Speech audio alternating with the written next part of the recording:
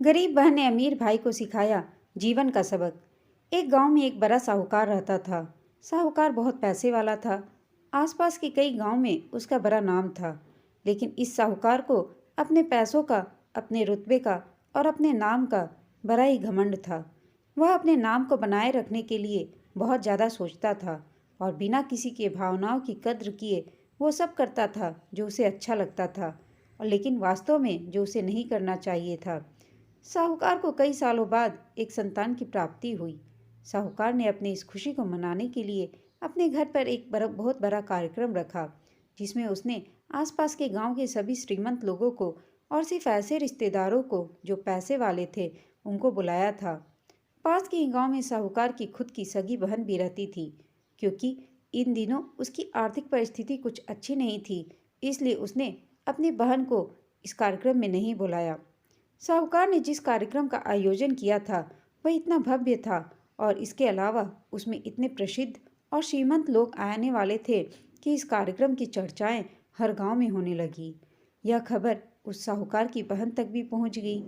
बहन को यह जानकर बहुत ज़्यादा खुशी हुई कि इतने सालों बाद उसके भाई को आखिरकार संतान सुख प्राप्त हो ही गया। बहन ने सोचा कि भाई गलती से शायद उसे इस कार्यक्रम में बुलाना भूल गया है, और कोई अपनी बहन को भी न्योता देता है क्या। भोली बहन ने अपने भाई के यहाँ उस कार्यक्रम में जाने की तैयारियां शुरू कर दी।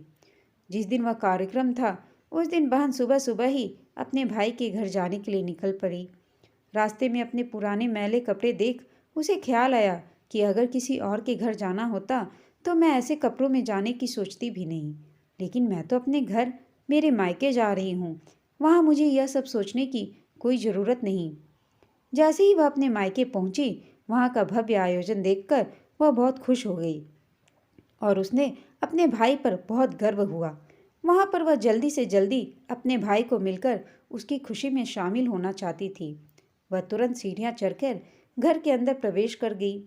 उसने देखा कि उसका भाई मेहमानों के तौर पर आए सभी धनवान और नामी लोगों का स्वागत करने में व्यस्त है।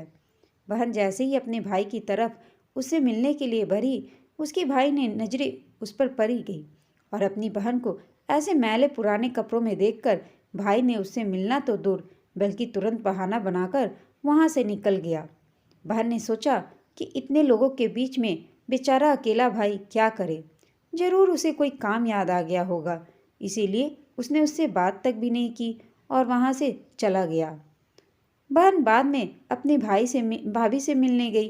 भाभी ने उसका स्वागत किया और उसे खाना खाने के लिए आग्रह किया। बहन ने सोचा कि ठीक है, पहले खाना ही खा लेती हूँ, फिर बाद में आराम से भाई से मिलूंगी। बहन खाना खाने के लिए पंगत में बैठी। साहूकार भाई ने देखा कि अपने सभी धनवान मेहमानों के बीच उसकी गरीब बहन बैठी हुई है। सभी कीमती पोशाकें पहने लोगों के बीच उसकी बहन जो पुराने मैले कपड़े पहनकर बैठी थी, यह देख साहूकार को अच्छा नहीं लगा। उसने अपनी बहन को अपने पास बुलवाया, उसे भला बुरा सुनाया और वहाँ से जाने के लिए बोला। भाई के ऐसे व्यवहार से बहन को बहुत दुख हुआ। बहन ने अपने सपने में भी नहीं सोचा था कि उसके साथ कभी ऐसा व्यवहार भी हो सकता है, और वह भी उसके खुद के मायके में। अपना अपमान होने के बाद बहन तुरंत अपने घर ससुराल जाने के लिए चल पड़ी। बहन इस बात को पचा ही नहीं पा रही थी कि उसके भाई ने उसके साथ इतना बुरा व्यवहार किया। उसकी आंखों में आंसू बहे जा रहे थे। रास्ते में उसे अपनी पुरानी दोस्त मिली। उस दोस्त ने उसे रोने का कारण पूछा। हालांकि बहन उसे कुछ भी नहीं बताना चाहती थी, लेकिन दोस्त के बार बार पूछने पर उसने उसके साथ हुई सारी घटना उसे बता दी। उसकी दोस्त एक समझदार महिला थी और काफ़ी प्रैक्टिकल सोचने वाली थी। उसने कहा, अगर तुम मेरी बात मानो तो एक दिन तुम्हारा भाई खुद तुम्हें यहाँ बुलाएगा और तुमसे माफ़ी मांगेगा। बहन ने उससे कहा कि मैं तुम्हारी हर बात मानूंगी, बताओ मुझे क्या करना होगा। दोस्त ने कहा कि तुम इस अपमान को, इस दुख को एक दिशा दे दो और कोई गृह उद्योग शुरू कर दो। उसमें इतनी मेहनत करो कि उस काम में तुमसे अच्छा कोई भी ना हो। बहन को अपने दोस्त की बात सही लगी।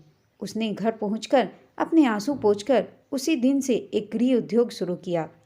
उसने दिन रात मेहनत की, अपने साथ कई और गांव की महिलाओं को जोड़ा और देखते ही देखते उसका गृह उद्योग चल पड़ा। कुछ ही सालों में आसपास के 50 गांव में उसका नाम और रुतबा काफ़ी बढ़ गया और अब वह पैसों के मामले में अपने भाई से भी ज़्यादा बड़ी बन गई। भाई को भी जब यह पता चला कि उसकी बहन इतनी श्रीमंत हो गई है कि उसने सोचा कि एक बार उससे मिलकर आया जाए। वह जब अपनी बहन को उसके घर मिलने पहुंचा तो बहन ने उसका किसी राजा महाराजा की तरह स्वागत किया, उसके पसंद का खाना खिलाया। बहन का ऐसा व्यवहार देखकर भाई को अपनी पिछली गलती का एहसास हुआ, इसलिए उसने अपनी बहन को अपने घर होने वाली पूजा के लिए आमंत्रित किया। कुछ ही दिनों बाद बहन अपने भाई के घर उसकी पूजा में शामिल होने के लिए पहुंच गई। जैसे ही बहन अपने भाई के घर पहुंची, उसका भाई उसके स्वागत के लिए दरवाजे में ही खड़ा था। बहन अपनी महंगी गाड़ी में आई और उसने कीमती साड़ी और उससे भी ज़्यादा कीमती गहने दागिने पहन रखे थे। बहन का ऐसा ठाट बाट देखकर सिर्फ भाई नहीं बल्कि उसका पूरा गांव दंग रह गया।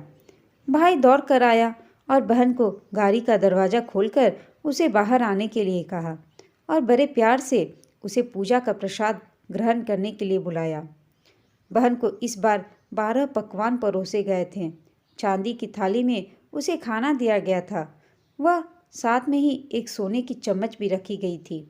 उसके बैठने के लिए बेशकीमती पाट रखा गया था।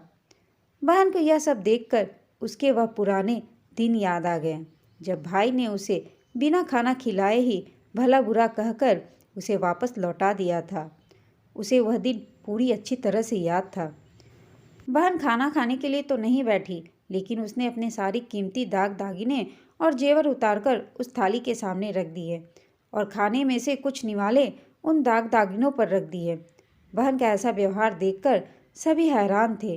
किसी को नहीं समझ में आ रहा था कि बहन ऐसा क्यों कर रही है। आखिर वह क्यों उन जेवरों को खाना खिला रही है। जब सभी ने उससे पूछा कि वह क्यों ऐसा कर रही है, तब बहन ने सबके सामने बताया कि आज जो इसका इतना मान सम्मान हो रहा है, इतना आदर सत्कार हो रहा है, वह दरअसल उसका नहीं, उसके इन्हीं कीमती दाग दगने और कपड़ों का हो रहा है, क्योंकि मैं तो अभी भी वही पुरानी साहूकार की बहन ही हूँ। अगर कुछ बदला है तो वह मेरी परिस्थिति, मेरे कपड़े और गहने हैं। भाई ने अपनी गलती का एहसास होने पर इस बार अपनी बहन के पैर पकड़ लिए और उससे माफ़ी मांगी।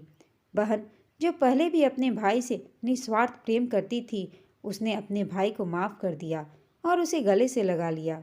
दोस्तों, पैसे सिर्फ हमारे जीवन को सरल बनाने के लिए हैं, जबकि रिश्ते जीवन में मिले किसी वरदान की तरह है।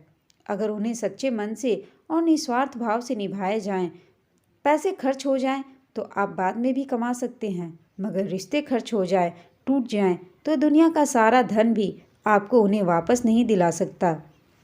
इसलिए हमें जीवन में पैसों से ज़्यादा रिश्तों को अहमियत देना चाहिए। दोस्तों, यह कहानी आपको कैसी लगी हमें कमेंट करके बताइएगा। साथ ही कहानी अच्छी लगी हो तो इसे लाइक, शेयर और चैनल को सब्सक्राइब अवश्य कीजिएगा। कहानी सुनने के लिए आप सबका धन्यवाद।